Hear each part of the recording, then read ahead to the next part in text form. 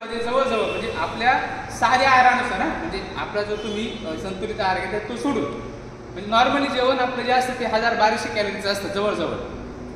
भाकरी, 2 चपात्या, भाजी, लोणचं, पापड काय असेल ते 2-2 भाज्या, 3-3 भाज्या, ठीक आहे. 1200 कॅलरीचं एक जेवण असतं सकाळचं. त्याच्यानंतर दुपारचं जेवण हे जवळजवळ 1200 कॅलरी आणि संध्याकाळचं तेवढंच, किंबहुना जास्त पण कमी नाही. कारण भात असतो, भाताच्या कॅलरी हा हाय व्हॉल्यूम कमी पण कॅलरी जास्त आहेत भातामध्ये. तर असं हे जेवण आपलं जवळजवळ मिनिमम 3000 कॅलरीच्या आसपास जातं दिवसात.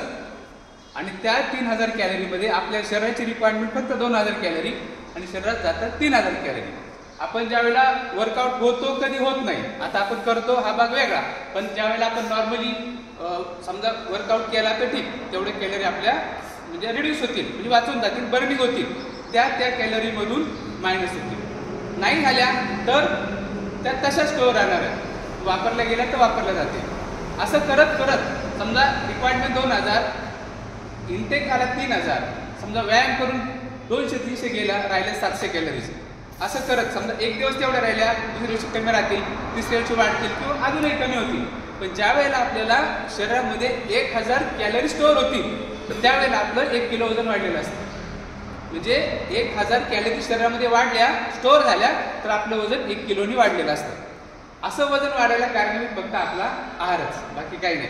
सर सांगतात 20%, 80%, 80% म्हणजे बघा 20%चं वेटेज किती आणि 80%चं वेटेज किती. आपण 20%ला जास्त वेटेज देतो आत्ता, बरोबर.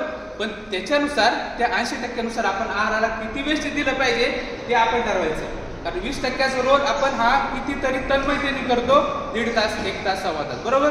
फार आपण घामाघूम होतो, म्हणजे हा 20%ला किती वेटेज पहा, म्हणजे किती महत्व देतो आपण आत्ता. पण याच्याही पेक्षा जास्त महत्व आपण ह्या 80%च्या रोलला दिलं पाहिजे.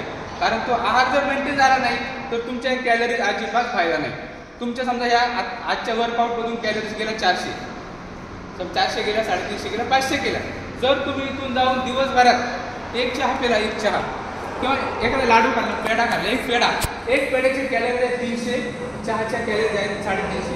आता तुम्ही विचार करा, 400 कॅलरी इथं बंद करायच्या आणि घरी जाऊन एक चहा प्यायचा, काय राहिली सांगा तुमची?